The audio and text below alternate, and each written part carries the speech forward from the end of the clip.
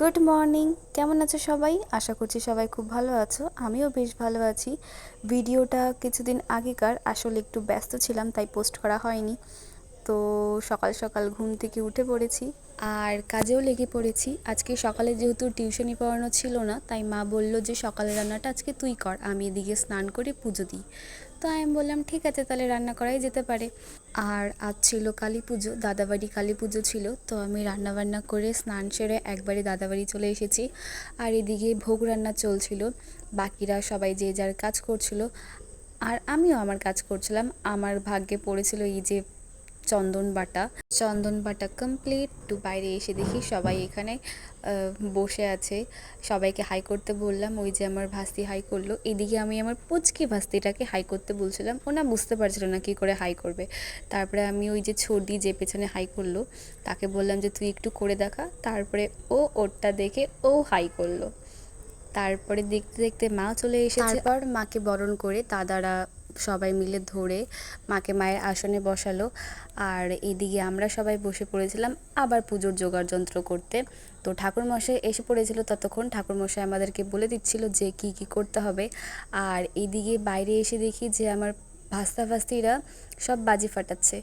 আর আমিও টুক করে একটু বাজি ফাটিয়ে নিয়েছিলাম, কিন্তু সেই ক্লিপগুলো আর তোলা হয়নি, কারণ তখন ক্যামেরা ধরার মতন কেউ ছিল না, তাই সেই ভিডিওগুলো করা হয়নি।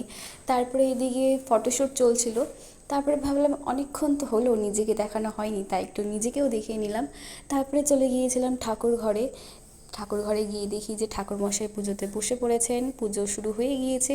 তারপরে আমিও বসে পড়লাম। ওই দিকেই ভোগ রান্নাও কমপ্লিট। তো ঠাকুরমশাই আমাদের সবাইকে বললেন যে তোমরা এখন বাইরে যাও, মাকে ভোগ নিবেদন করা হবে। ভোগ নিবেদন করার সময় কাউকে থাকতে নেই, তাই আমরা সবাই বাইরে চলে এসেছি। আর এদিকে এসে দেখি মা, বড় মা, বৌদি সবাই সবজি কাটতে বসেছে। রান্নার ঠাকুর আসবে 12টার দিকে, তাই অত তাড়াহুড়ো ছিল না, তারা আস্তে আস্তে গল্প করতে করতে সবজি কাটছিল। আর এই দিকে ভোগ নিবেদন করা কমপ্লিট। আমরা সবাই আবার চলে এসেছি ঘরের ভেতরে। তারপরে আবার পুজো শুরু হয়ে যায়। এইবারের পুজোটা 10টা সাড়ে 10টার মধ্যে কমপ্লিট হয়ে যায়। ঠাকুরমশাই খুব তাড়াতাড়ি চলে এসেছিলেন, 5টা সাড়ে 5টার দিকে চলে এসেছিলেন। তারপরে 6টার মধ্যে পুজোতে বসে পড়েছিলেন, আর 10টার মধ্যেই কমপ্লিট হয়ে যায়। তো তাড়াতাড়ি কমপ্লিট হয়ে যায়। তারপর এদিকে ঢাক বাজানোর মতন কেউ ছিল না, তাই আমার বড় বৌদি বসে পড়েছিল ঢাক বাজাতে। তারপর মেজদা এসে ঢাক বাজায়। আসলে যখন ঢাক বাজানোর প্রয়োজন হয় না, তখন সব বাচ্চা কাচ্চা এসে ঢাক বাজিয়ে পুরো বাড়ি মাথায় করে নেয়, কিন্তু যখন প্রয়োজন তখন আর কাউকে খুঁজে পাওয়া যায় না। এবার সবাই মিলে অঞ্জলি দিতে বসে পড়েছিলাম। তারপর অঞ্জলি দিয়ে পুজো কমপ্লিট করে সবাই মিলে বসে পড়েছিলাম খেতে। চলো, আমার পুজো তো এইভাবেই কাটলো, তোমাদের কেমন করে কাটলো অবশ্যই জানিও। বাই।